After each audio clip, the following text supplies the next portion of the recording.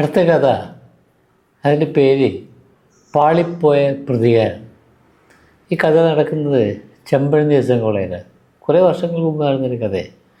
അന്ന് കോളേജിൽ എൻ്റെ സുഹൃത്തായ ഈ അടുത്ത കാലത്ത് മരണപ്പെട്ട അനിരുദ്ധനുണ്ടായിരുന്നു. അയാൾ അമേരിക്കയിലിട്ട്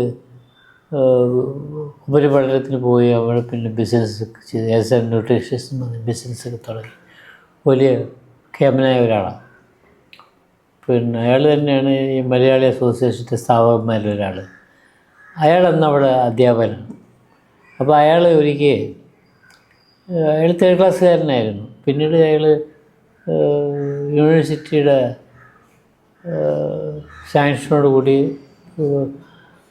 അയാൾ പരീക്ഷ വീണ്ടും എഴുതി.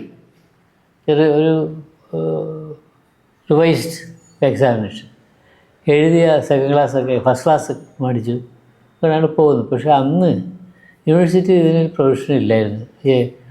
പിന്നെ 2nd class 3rd class science ആയതുകൊണ്ട് അന്ന് കോളേജിലൊക്കെ ജോലി കിട്ടി തന്നു സയൻസുകാരൊക്കെ കിട്ടാൻ പാടുള്ള സമയമായിരുന്നു. അപ്പോൾ പുതിയൊരു എക്സാം നടത്തി, ഇമ്പ്രൂവ്മെൻ്റ് എക്സാം എന്നാണ് എനിക്ക് പറയുന്നത്. അങ്ങനെ ഒരു ഇമ്പ്രൂവ്മെൻ്റ് എക്സാം നടത്താനുള്ള ഒരു പ്രൊവിഷൻ കേരള യൂണിവേഴ്സിറ്റിയിൽ അന്നില്ലായിരുന്നു. അപ്പോൾ സിൻഡിക്കേറ്റ് വേണമെങ്കിൽ അത് സാങ്ഷൻ ചെയ്യാം. അപ്പോൾ അന്ന് സിൻഡിക്കേറ്റുള്ള ഒരു വ്യക്തി എന്ന് പറയുന്നത് നമ്മുടെ കൊല്ലം കോളേജിൽ അന്ന് പ്രിൻസിപ്പളായിരുന്ന ഡോക്ടർ ശ്രീനിവാസനാണ്. ശ്രീനിവാസനത്ത് ഇയാൾ എന്ന് പറയുകയും ചെയ്തു, ഇങ്ങനെ ഈ സംഭവം എന്നെ സഹായിക്കണം, എനിക്ക് ഇമ്പ്രൂവ്മെൻ്റ് എഴുതണം. അപ്പോൾ അയാൾ പറഞ്ഞാൽ സഹായിക്കാമെന്ന്. പക്ഷേ സിൻഡിക്കേറ്റ് കൂടി കഴിഞ്ഞപ്പോൾ ഇയാൾ അതിനെ എതിർത്തു. അങ്ങനെ 3rd ക്ലാസ്സുകാരൊന്നും പാസ്സാക്കി വിടാൻ പറ്റില്ല, ഇത് തള്ളിക്കളയാൻ പറഞ്ഞു. അങ്ങനെ സാങ്ഷൻ ആയില്ല. പക്ഷേ ഇയാളുടെ ഫ്രണ്ട്സൊക്കെ ഈ സിൻഡിക്കേറ്റ് ഉണ്ടായിരുന്നു. ഈ സ്കറിയൊക്കെ കോട്ടയം SMS കോളേജിലെ സ്കറിയായിരുന്നു സിൻഡിക്കേറ്റ് മെമ്പറായിരുന്നു. നടന്നില്ല. അപ്പോൾ ആ ഒരു വൈരാഗ്യത്തിലേക്ക് ഇയാളോടൊരു വൈരാഗ്യം ഉണ്ടായിരുന്നു. ഇയാൾ കൊല്ലം കോളേജ് പഠിച്ച ഒരാളും കൂടെയായിരുന്നു. അപ്പോൾ അങ്ങനെ ഈ സംബന്ധിച്ച് ചെമ്പഴന്തി കോളേജിലെ യൂണിയൻ ഉദ്ഘാടനത്തിന് ക്ഷണിക്കപ്പെട്ടിട്ടുള്ള അതിഥി യൂണിയൻ ഉദ്ഘാടനത്തിന് ഡോക്ടർ ശ്രീനിവാസനാണ്. ഇപ്പോൾ ശ്രീനിവാസൻ വരുന്നു എന്നുള്ള പേര് ഇയാൾ അറിഞ്ഞ ഉടനെ തന്നെ ഒരു കാര്യം ഏർപ്പാട് ചെയ്തു. അതായത് അവിടെ ഒരു വിൻസെൻ്റ് എന്നും പറഞ്ഞ് പയ്യൻ പഠിച്ചിരുന്നു. മഹാവാളിയായിരുന്നു. വെള്ളം അടിച്ച് ഇറങ്ങി ആളുകൾ ചെയ്തേ വിളിച്ച് ഇറങ്ങാൻ എടുത്തില്ല. അവനെ വിളിച്ചിട്ട് പറഞ്ഞു, എടാ ഇനി ഏതൊരാൾ വരും, അയാളുടെ പ്രസംഗം നടത്തുമ്പോൾ തന്നെ കൂവാൻ തുടങ്ങും, നീ ഒരു ടീമായിട്ട് പോയി കൂവണം. കൂവി അയാളെ പ്രസംഗിക്കാൻ സമ്മതിക്കരുത്, കൂവൽ നിർത്തരുത്, തുടർച്ചയായിട്ട് കൂവിക്കൊണ്ടിരിക്കണം. അതിന് കുറേ പൈസയും കൊടുക്കും, ചാരയൊക്കെ വേണമെങ്കിൽ വാങ്ങിച്ചോളെന്നൊക്കെ പറഞ്ഞു കുറേ അഡ്വാൻസ് പൈസയും കൊടുത്തു തരും, ബാക്കി കാശ് നീ കൂവിക്കഴിഞ്ഞ് തരാമെന്നൊക്കെ പറഞ്ഞു. അങ്ങനെ ഇവനൊരു 5-6 പിള്ളേരായിട്ടൊക്കെ റെഡിയായിട്ട് അന്ന് രാവിലെ വന്ന് ഫ്രണ്ടിൽ വന്നിരിക്കുകയാണ്. അപ്പോൾ അടയാളം പറഞ്ഞില്ല. എന്താണ് അടയാളം?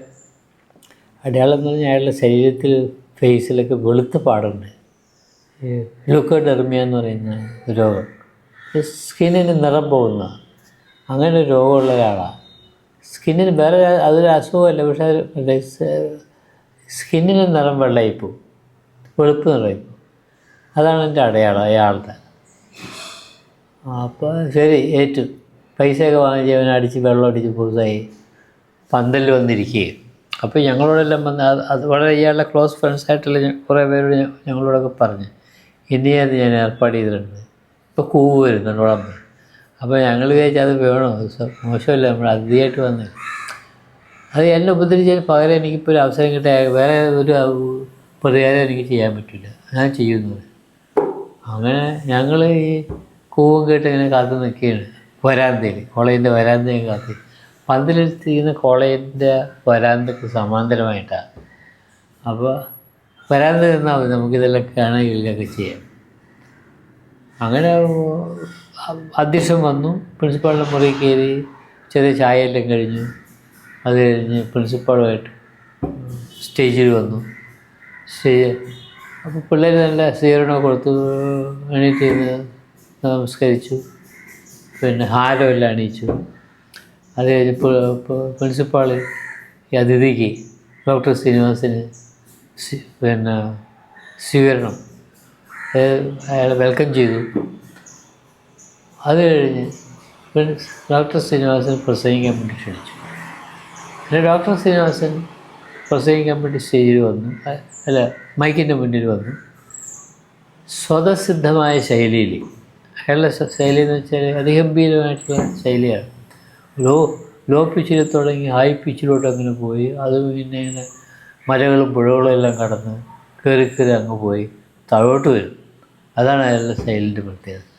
അപ്പോൾ ഞങ്ങളിത് ഇങ്ങനെ കേട്ടുകൊണ്ടിരിക്കുന്ന കൂട്ടത്തിൽ ഇപ്പോൾ കൂവരും പറഞ്ഞ് ആലോചിച്ചിരിക്കുക. പക്ഷേ ഇയാൾ ഒരു 3/4 മണിക്കൂറോളം ഇയാളുടെ പ്രസംഗം തുടർന്ന് അവസാനം ലോ പിച്ചിൽ വന്ന് പ്രസംഗം അവസാനിപ്പിച്ചു. കൂവുണ്ടായില്ല. ഇപ്പം വേണ്ടി തന്നെ ഇരിപ്പുണ്ട്, കൂവുണ്ടായില്ല.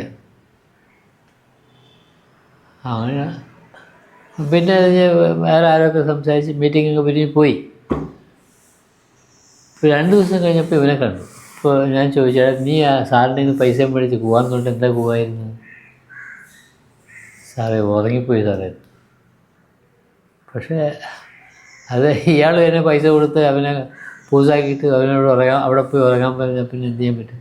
അത് മാത്രമല്ല, ഇത് പ്രഗത്ഭനായ ഒരു വാഗ്മിയാണ് പ്രസംഗിക്കാൻ വന്നിരിക്കുന്നത്. അപ്പം നാച്ചുറലായിട്ട് ഇത് സംഭവിക്കാൻ പറ്റുള്ളൂ. ഇങ്ങനെ തന്നെ സംഭവിക്കണം. സംഭവിച്ചേ തീരും. അത് സംഭവിച്ചു. അയാൾ ഉദ്ദേശിച്ച തരത്തിലുള്ളൊരു പ്രതികാരം കിട്ടാൻ കഴിഞ്ഞില്ല എന്നുള്ളതാണ്.